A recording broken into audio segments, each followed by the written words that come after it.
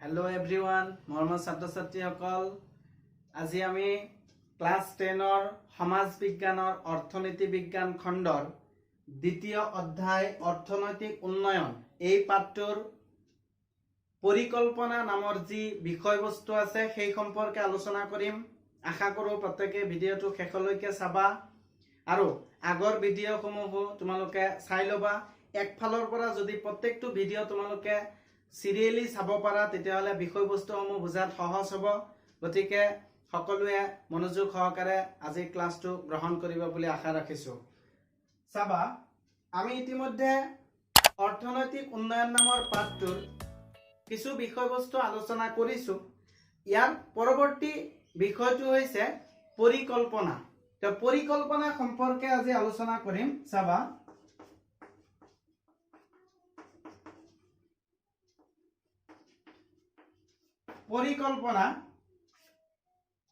পৰিকল্পনা কাক বোলে? এটা আমি বহুত সময়ত শুনি থাকো যে মানুহজনৰ কামটো কৰাৰ কাৰণে পৰিকল্পনা নাছিল, সেই কাৰণে এনেকুৱা অসুবিধা হল, পৰিকল্পনা থাকিলে কামবিলাক ভাল হয়, এই ধৰণৰ কথা আমি শুনা পাওঁ। এটা কথা হল পৰিকল্পনানো কাক বোলে? পৰিকল্পনা হৈছে কোনো এটা কাম কৰাৰ আগতেই আগতীয়াভাৱে যিবিলাক সিদ্ধান্ত গ্ৰহণ কৰা হয় তাকেই পৰিকল্পনা বুলি কোৱা হয়। সাপোজ ধৰি লোৱা তুমি অহাকালি বা কাইলৈ কৰবালৈ ফুৰিবলৈ যাবা। এটা তুমি যে ফুৰিবলৈ যাবা এটা তুমি অহাকালি ডাইৰেক্ট ওলাই কিনে তুমি যাব পাৰিবা, কোনো ধৰণৰ অসুবিধা নহয়। কিন্তু যদি তুমি আজিৰ পৰাই সেই কাইলৈ ফুৰিবলৈ যোৱাৰ কাৰণে আজিৰ পৰাই যদি প্ৰস্তুতিটো তুমি আৰম্ভ কৰা তেতিয়াহলে আৰু বেছি ভাল হ'ব। তোমাৰ সেই ফুৰা কামটো তোমাৰ আৰু বেছি ভাল লাগিব। কেনেকৈ? তুমি কালি ফুৰিব যাবা, তুমি তাৰ কাৰণে আজি কি কৰিব লাগিব? কাপোৰ কানি সাফা কৰিব লাগিব। হয়তো তুমি কোনটো টাইমত কালি ওলাবা সেইটো তুমি কথা এটা নিৰ্ধাৰণ কৰিব লাগিব। তোমাৰ লগত আৰু কোন কোন যাব সেই সকলক তুমি জনাব লাগিব। তুমি সেই আলহী ঘৰত গৈ তুমি কালি দিনটো থাকিবা, তুমি ৰাতি থাকিবা নে তুমি কালি ঘূৰি আহিবা সেই কথাটো তুমি নিজে সিদ্ধান্ত ল'ব লাগিব। এই যে তুমি যোৱাৰ আগতে এই কথাবিলাক নিজৰ মনত এবাৰ ভাবি লৈছা আৰু সিদ্ধান্ত লৈছা, এই কামটোৱে হৈছে পৰিকল্পনা। গতিকে কোনো এটা কাম কৰাৰ আগতেই সেই কাম সম্পৰ্কে যি আগতীয়া সিদ্ধান্ত গ্ৰহণ কৰা হয়, কামটো কেনেকৈ কৰা হ'ব, কেতিয়া আৰম্ভ কৰা হ'ব, কেতিয়া শেষ কৰা হ'ব, কি কি নীতি নিয়ম মানি চলা হ'ব, এই গোটেইবোৰ কথা সম্পৰ্কে যি সিদ্ধান্ত লোৱা হয় তাক পৰিকল্পনা বুলি কোৱা হয়। এতিয়া আমি জানিব লাগিব যে অৰ্থনৈতিক পৰিকল্পনা কাক বোলে? অৰ্থনৈতিক পৰিকল্পনা চাবা এতিয়া পৰিকল্পনা সম্পৰ্কে জানিলো, তাৰ লগত এটা শব্দ আছে অৰ্থনৈতিক। অৰ্থনৈতিক মানে আৰ্থিক, টকা পইচাৰ দিশটো ইয়াতে জড়িত হৈ আছে। এখন দেশৰ ক্ষেত্ৰত ইয়াতে কোৱা হ'ব যে এখন দেশৰ কেন্দ্ৰীয় চৰকাৰ বা কেন্দ্ৰীয় কৰ্তৃপক্ষই এটা নিৰ্দিষ্ট সময়ৰ কাৰণে দেশখনৰ বিভিন্ন আৰ্থিক দিশবিলাক কেনেকৈ পৰিচালিত কৰিব সেই সম্পৰ্কে আগতীয়াকৈ যি সিদ্ধান্ত গ্ৰহণ কৰে তাকে অৰ্থনৈতিক পৰিকল্পনা বুলি কোৱা হয়। ইয়াত চাবা এখন দেশ, এই দেশখনৰ কেন্দ্ৰীয় চৰকাৰ বা কেন্দ্ৰীয় কৰ্তৃপক্ষই এটা নিৰ্দিষ্ট সময়ৰ কাৰণে দেশখনৰ কোনটো শিতানত কি ধৰণৰ টকা পইচা খৰচ কৰিব, কোনটো বিভাগত কিমান টকা খৰচ কৰিব, কোনটো বিভাগৰ পৰা কিমান টকা ইনকাম কৰিব, এই গোটেইবিলাক কথা সম্পৰ্কে যি এটা সিদ্ধান্ত গ্ৰহণ কৰে, এটা ধাৰণা গঠন কৰি লয় তাকে অৰ্থনৈতিক পৰিকল্পনা বুলি কোৱা হয়।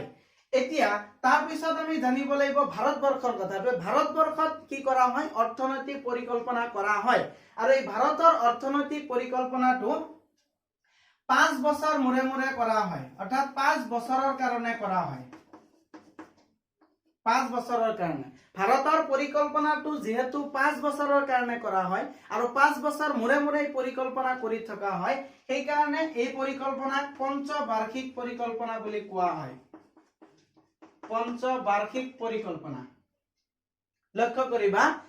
মই কি কলো, কোনো এটা কাম কৰাৰ আগতেই সিদ্ধান্ত লোৱা হয়, সেইটোৱে পৰিকল্পনা। অৰ্থনৈতিক পৰিকল্পনা হৈছে এখন দেশৰ কেন্দ্ৰীয় কৰ্তৃপক্ষই দেশখনৰ আৰ্থিক দিশবিলাক চোৱা চিতা কৰাৰ কাৰণে এক নিৰ্দিষ্ট সময়ৰ বাবে কিছুমান সিদ্ধান্ত গ্ৰহণ কৰে, তাকেই অৰ্থনৈতিক পৰিকল্পনা বোলে। আৰু ভাৰতবৰ্ষত যেহেতু 5 বছৰ মূৰে মূৰে পৰিকল্পনা কৰা হয় সেই কাৰণে ভাৰতৰ পৰিকল্পনা পঞ্চবাৰ্ষিক পৰিকল্পনা বুলি কোৱা হয় এতিয়া পঞ্চবাৰ্ষিক পৰিকল্পনা কিছুমান লক্ষ্য উদ্দেশ্য আছে সেই সম্পৰ্কে আমি জানিব লাগিব তোমালোকক প্ৰশ্ন কৰিব পাৰে অৰ্থনৈতিক পৰিকল্পনা বুলিলে কি বুজা পঞ্চবাৰ্ষিক পৰিকল্পনা কাক বোলে ভাৰতবৰ্ষত কেই বছৰৰ মূৰে মূৰে পৰিকল্পনা কৰা হয় এই কথাবিলাক প্ৰশ্ন খুদিব পাৰে গতিকে তোমালোক গম পালা এতিয়া এই পঞ্চবাৰ্ষিক পৰিকল্পনাৰ লক্ষ্য উদ্দেশ্য সম্পৰ্কে তোমালোক জানিব লাগিব লক্ষ্য উদ্দেশ্যসমূহৰ ভিতৰত এক নম্বৰ ক'ব পাৰি পঞ্চবাৰ্ষিক পৰিকল্পনা কিয় গঠন কৰা হয় কিয় পঞ্চবাৰ্ষিক পৰিকল্পনা কৰা হয় তাৰ কাৰণ কি ইয়াৰ যিবিলাক লক্ষ্য থাকে এক নম্বৰ আমি ক'ব পাৰি যে দেশত নিয়োগ বৃদ্ধি কৰা এটা নিয়োগ বৃদ্ধি কৰা বুলি মই লিখিছো ইয়াতে নিয়োগ কাক বোলে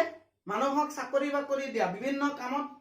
নিয়োগ কৰা বিভিন্ন কামত সুবিধা প্ৰদান কৰা কৰ্ম সংস্থাপন দিয়া হেতু কয় নিয়োগ এটা পঞ্চবাৰ্ষিক পৰিকল্পনাৰ এটা প্ৰধান লক্ষ্য হৈছে যে ভাৰতবৰ্ষৰ নাগৰিকসকলক কামৰ সুবিধা প্ৰদান কৰা এটো এটা লক্ষ্য যাতে নাগৰিকসকলে সহজতে কাম কৰাৰ সুবিধা পায় সেইটোৱে হৈছে নিয়োগ বৃদ্ধি তাৰ সুবিধা দিব তাৰ মানে পঞ্চবাৰ্ষিক পৰিকল্পনাৰ যোগেদি দুই নম্বৰ ক'ব পাৰি আত্মনিৰ্ভৰশীলতা এতিয়া চাবা মই বস্তুখিনি সিৰিয়ালি লিখি আছো প্ৰথমতে নিয়োগ বৃদ্ধি কৰিব পঞ্চবাৰ্ষিক পৰিকল্পনা এটা এটা লক্ষ্য দ্বিতীয় লক্ষ্য হৈছে যে মানুহৰ মাজত আত্মনিৰ্ভৰশীলতা সৃষ্টি কৰিব আত্মনিৰ্ভৰশীল মানে যাতে কোনো কাৰো ওপৰত নিৰ্ভৰ কৰি চলিব নালাগে নিজে নিজে যাতে ইনকাম কৰি চলিব পাৰে তাৰ যি ব্যৱস্থা হেতুক আত্মনিৰ্ভৰশীলতা বুলি কোৱা হৈছে চাবা যেতিয়া নিয়োগ বৃদ্ধি কৰিব প্ৰত্যেকজন ব্যক্তিয়ে যেতিয়া কামৰ সুবিধা পাব তেতিয়াতো আলটিমেটলি কোনো কাৰো ওপৰত নিৰ্ভৰ নকৰে নিজে নিজে প্ৰত্যেকে চলিব পাৰিব এইটো এটা লক্ষ্য তিনি নম্বৰ ক'ব পাৰি যে আৰ্থিক উন্নয়ন কৰিব আৰ্থিক উন্নয়ন মানে অৰ্থনৈতিক উন্নয়ন বৃদ্ধি কৰিব নিশ্চয় হ'ব কাৰণ যেতিয়া নিয়োগ বৃদ্ধি হ'ব মানুহবিলাক যেতিয়া আত্মনিৰ্ভৰশীল হ'ব প্ৰত্যেকই কিবা নহয় কিবা কাম কৰি 2 টকা উপাৰ্জন কৰিব পাৰিব তেতিয়াতো কি হ'ব আৰ্থিকভাৱে উন্নয়ন হ'ব অৰ্থনৈতিকভাৱে আমাৰ দেশখন আগবাঢ়ি যাব এইটো এটা ইয়াৰ লক্ষ্য তাৰমানে আমাৰ দেশখন অৰ্থনৈতিক দিশত আগবঢ়াই লৈ যোৱা 4 নম্বৰ ক'ব পাৰি দৰিদ্ৰতা আঁতৰ কৰা দৰিদ্ৰতা আঁতৰ কৰাটো এটা লক্ষ্য অৰ্থাৎ পঞ্চবাৰ্ষিক পৰিকল্পনাৰ এটা লক্ষ্য হৈছে যাতে যি পৰিকল্পনা লোৱা হয় যি 5 বছৰৰ কাৰণে পৰিকল্পনা লোৱা হয় সেই 5 বছৰৰ ভিতৰত যাতে আমাৰ দেশখনত দৰিদ্ৰ মানুহ নাথাকে দুখীয়া মানুহ নাথাকে যাতে দুখীয়াটো আঁতৰ হৈ যায় প্ৰত্যেকজন মানুহ যাতে ধনী হয় তাৰ এটা লক্ষ্য উদ্দেশ্য বান্ধি লয় এই চাৰিটা আমি পঞ্চবাৰ্ষিক পৰিকল্পনাৰ লক্ষ্য বুলি ক'ব পাৰি গতিকে বুজি পালা পঞ্চবাৰ্ষিক পৰিকল্পনাৰ লক্ষ্য উদ্দেশ্যসমূহৰ ভিতৰত প্ৰথম হৈছে মানুহক কামৰ সুবিধা প্ৰদান কৰা দুই নম্বৰ কোনো যাতে কাৰো ওপৰত নিৰ্ভৰ নকৰে নিজে নিজে চলিব পাৰে সেইটো গুৰুত্ব দিয়া তিনি নম্বৰ হৈছে অৰ্থনৈতিকভাৱে আমাৰ দেশখন আগবঢ়াই লৈ যোৱা চাৰি নম্বৰ হৈছে আমাৰ দেশৰ পৰা দুখীয়া আঁতৰ কৰা সকলো মানুহে যাতে টকা পইচা উপাৰ্জন কৰি ধনী হ'ব পাৰে তাৰ ওপৰত গুৰুত্ব প্ৰদান কৰা গতিকে এই কেইটা হৈছে পঞ্চবাৰ্ষিক পৰিকল্পনাৰ লক্ষ্য উদ্দেশ্য তোমালোক নিশ্চয় বুজি পাইছা ইয়াৰ ওপৰত প্ৰশ্ন আহিব পাৰে যে পঞ্চবাৰ্ষিক পৰিকল্পনাৰ 4টা লক্ষ্য উদ্দেশ্য উল্লেখ কৰা তেতিয়া আমি এইকেইটা লিখিব লাগিব এতিয়া চাবা এই যে পৰিকল্পনাৰ কথা আমি পালো পৰিকল্পনা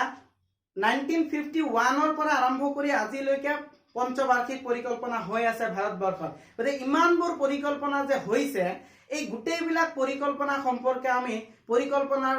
যি সময়সীমা আছে এই গোটেইখিনি আমি মনত ৰাখিব লাগিব এইটো এটা টান কাম যদিও মই সহজভাৱে বুজাবলৈ চেষ্টা কৰিম মনোযোগ দিবা নিশ্চয় বুজি পাবা আমি জানো যে আমাৰ বিত্তীয় বৰ্ষটো কেতিয়া আৰম্ভ হয় আৰু কেতিয়া শেষ হয় মই আগতে এটা ভিডিঅত কৈছো যে 1 এপ্ৰিলত আৰম্ভ হয় আৰু 31 মাৰ্চত শেষ হয় বিত্তীয় বৰ্ষটো 1 এপ্ৰিলত আৰম্ভ হ'ব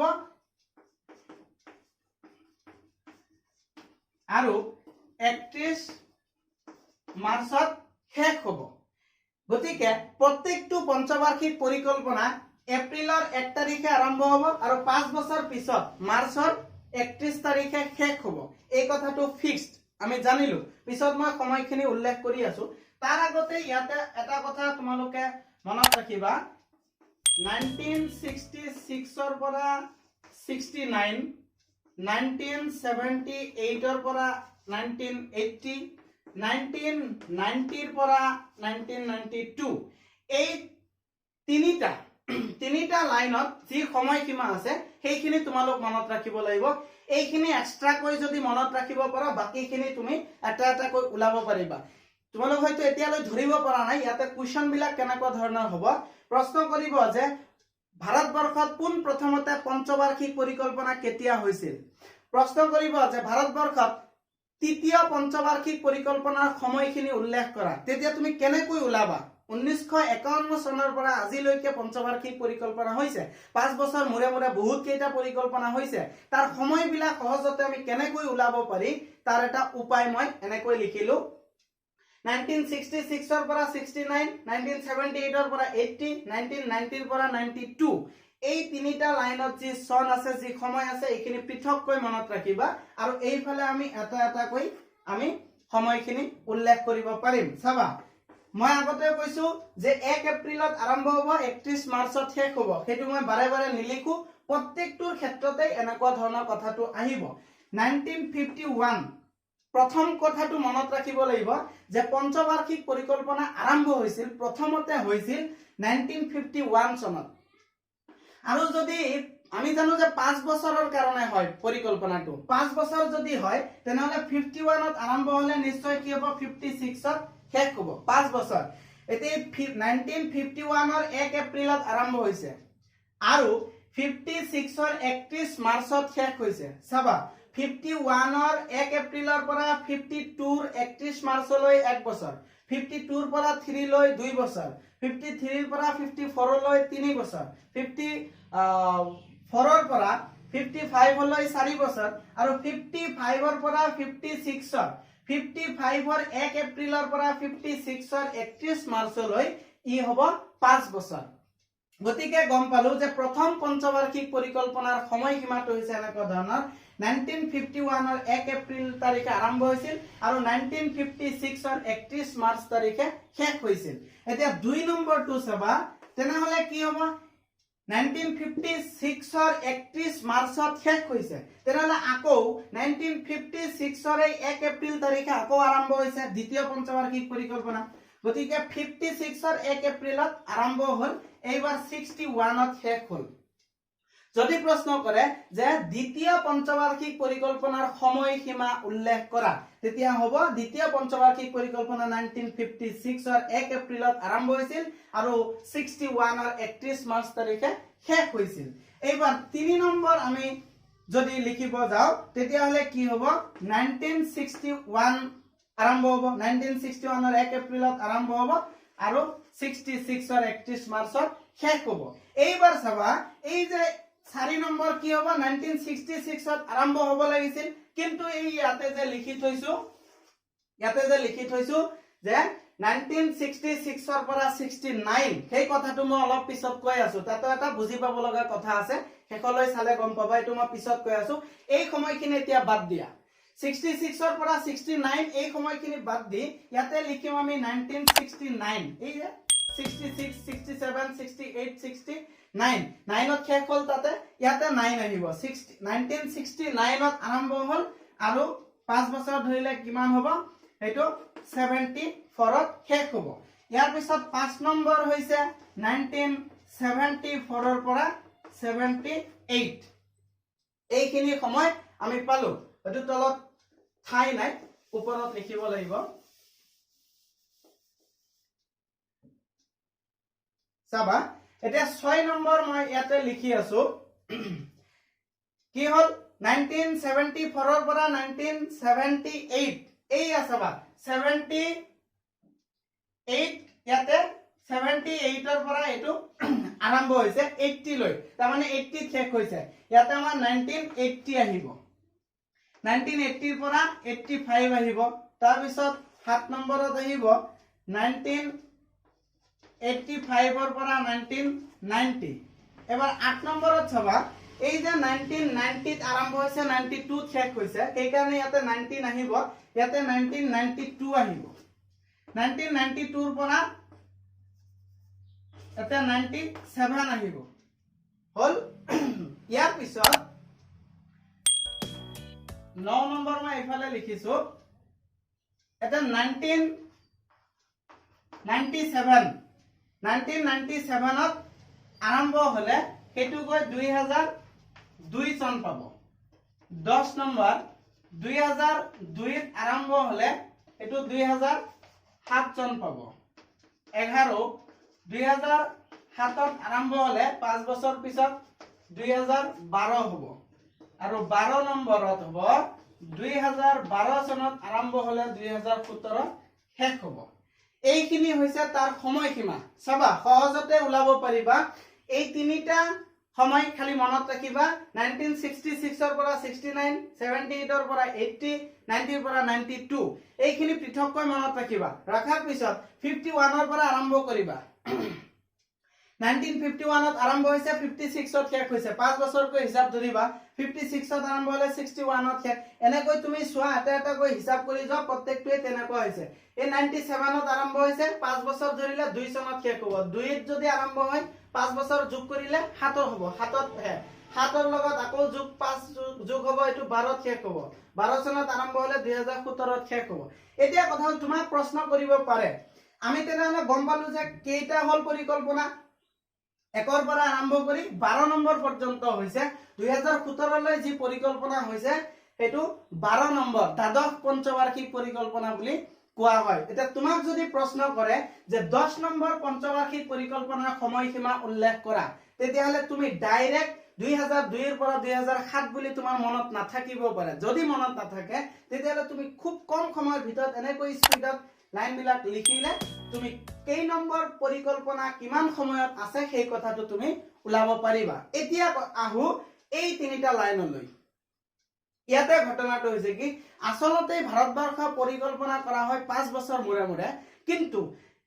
এই নিৰ্দিষ্ট তিনিটা সময়ত কিছুমান অসুবিধাৰ কাৰণে 5 বছৰৰ বাবে পৰিকল্পনা কৰিব পৰা নাছিল তাত বাৰ্ষিক পৰিকল্পনা কৰা হৈছিল বাৰ্ষিক মানে এক বছৰৰ কাৰণে পৰিকল্পনা কৰা হৈছিল এটো প্ৰথমতে হৈছিল 1966 66 ৰ পৰা 67 লৈ এক বছৰৰ কাৰণে পৰিকল্পনা কৰিছিল পিছত আকৌ 7 ৰ পৰা 8 লৈ এক বছৰৰ কাৰণে কৰিছিল আকৌ পিছত 1968 ৰ পৰা 69 লৈ এক বছৰৰ কাৰণে কৰা হৈছিল এই একেলগে এক বছৰ কৈ 3 বছৰৰ কাৰণে বাৰ্ষিক পৰিকল্পনা হৈছিল এটো ইয়াতে পঞ্চবাৰ্ষিকত নাহিব এটো 5 বছৰৰ কাৰণে নাছিল আৰু ইয়াৰ পিছত 1978 তো দুইবাৰ বাৰ্ষিক পৰিকল্পনা হৈছিল 90 ৰ পৰা 92 তো কি হৈছিল দুইবাৰ বাৰ্ষিক পৰিকল্পনা হৈছিল এই বাৰ্ষিক পৰিকল্পনাৰ সময়খিনি বাদ দিলে তুমি এই এনেকৈ যদি সিৰিয়েলি হিচাপবিলাক উলাব পাৰা তেতিয়ালে কোনটো পঞ্চবাৰ্ষিক পৰিকল্পনা কোন সময়ত আছে হেতু তুমি উলাই লব পাৰিবা এটো এটা সহজ উপায় এইখিনিতে আৰু এটা কথা তোমালোকে মনত ৰাখিবা প্ৰশ্ন হয় কেতিয়াবা যে ভাৰতবৰ্ষৰ পৰিকল্পনা আয়োগ কেতিয়া গঠন কৰা হৈছিল এটো 1950 চনত ভাৰতবৰ্ষৰ পৰিকল্পনা আয়োগ এটা আয়োগ আছিল পৰিকল্পনাখিনি কৰাৰ কাৰণে এই 1950 চনত পৰিকল্পনা আয়োগ গঠন কৰা হৈছিল আৰু প্ৰথমতে পৰিকল্পনা কৰা হৈছিল 51 চনত আৰু হেতুৰ সময়সীমা আছিল 51 ৰ পৰা 56 এনেকৈ যদি তোমাক প্ৰশ্ন কৰে দ্বাদশ পঞ্চবাৰ্ষিক পৰিকল্পনাৰ সময়সীমা কিমান 2012 ৰ পৰা 2017 এতিয়া বৰ্তমান সময়ত এই পৰিকল্পনা নাই পৰিকল্পনা আয়োগৰ ঠাইত নীতি আয়োগ আহিছে ইয়াৰ পৰৱৰ্তী ভিডিওতে মই নীতি আয়োগ সম্পৰ্কে বিস্তৃতভাৱে আলোচনা কৰিম গতিকে যদি আজিৰ ক্লাস সম্পৰ্কে কিবা অসুবিধা থাকে তেনেহলে কমেন্টত তোমালোকে জনাবা কি অসুবিধা থাকে আৰু ইয়াৰ পিছৰ যেটো ভিডিও আহি আছে নীতি আয়োগ সম্পৰ্কে সেই ভিডিওটো তোমালোকে লাভ কৰাৰ কাৰণে চেনেলটো সাবস্ক্ৰাইব কৰি ৰাখিবা গতিকে আজিলৈ সকলোকে ধন্যবাদ জ্ঞাপন